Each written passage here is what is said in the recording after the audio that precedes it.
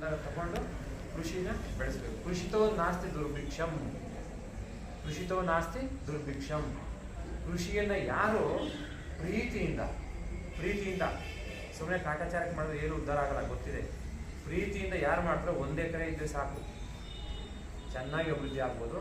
At least ಲೈಫನ್ನು ಒಂದು ಒಳ್ಳೆ standard ಲೈಫನ್ನು lead ಮಾಡ್ಕೋಬೋದು. ಏನು ದೊಡ್ಡ ಕಾರ್ ತೊಗೊಳಕ್ಕಾಗದೇ ಇರ್ಬೋದು, ಬಂಗ್ಲೆ ಕಟ್ಲಿಕ್ಕೆ ಆಗದೇ ಇರ್ಬೋದು, 3 ಹೊತ್ತು ಊಟ ಮಾಡ್ಬೋದು, ಮಕ್ಕಳನ್ನ ಒಳ್ಳೆ ಎಜುಕೇಷನ್ ಕೊಡಿಸ್ಬೋದು, ಮೈ ತುಂಬ ಒಳ್ಳೆ ಬಟ್ಟೆ ಹಾಕ್ಬೋದು ಅಲ್ವಾ. ನೀವು ಹೋಗಿ, ನಾವು ನಾಗಮಂಗಲದಲ್ಲಿ ತಹಶೀಲ್ದಾರ್ ಇದ್ವಿ ಸುಮಾರು 16 ವರ್ಷಗಳ ಹಿಂದೆ. ಇದೇ ತಾಲೂಕಿನಲ್ಲಿ ಸುಮಾರು 11 ವರ್ಷಗಳ ಹಿಂದೆ ತಹಶೀಲ್ದಾರ್ ಇದ್ವಿ. ಇದೇ ಜಿಲ್ಲೆಯಲ್ಲಿ ಪಾಂಡವಪುರದಲ್ಲಿ 10 ವರ್ಷಗಳಿಂದ ಅಡಿಷನಲ್ ಕಳಿಸ್ತಿದ್ವಿ. ಇಲ್ಲೇ 95 ದಿನಗಳಿಂದ ಅಡಿಷನಲ್ ಟಿ ಸಿ ಇದ್ವಿ. ಜಸ್ಟ್ 95 ಡೇಸ್ ನಾವು ಕ್ಲಾಸ್ ಮಾಡೋದು ಟ್ರಾನ್ಸ್ಮಿಷನ್. ಆವಾಗ ನಾಗಮಂಗಲದಲ್ಲಿ ಹೋಗ್ಬೇಕಾದ್ರೆ ನೋಡ್ತಾ ಇದ್ವಿ, ಒಬ್ಬ ವ್ಯಕ್ತಿ ತನ್ನ ಹೆಂಡತಿ 2 ಮೇಕೆ 2 ಕುರಿ ಕಟ್ಕೊಂಡು 1 ಬೆಳೆ ಹೂಕೋಸು, ಇನ್ನೊಂದು ಬೆಳೆ ಈರುಳ್ಳಿ, ಇನ್ನೊಂದು ಬೆಳೆ ರಾಗಿ, ಕೆರೆ ಪಕ್ಕದಲ್ಲಿ ಹೆಂಗೆ ಬೆಳೀತಾ ಇದ್ರು? 1 ಎಕರೆನಲ್ಲಿ ಮನೆ ತುಂಬ ರಾಗಿ ಇಟ್ಟಿರೋರು 3 ತಿಂಗಳು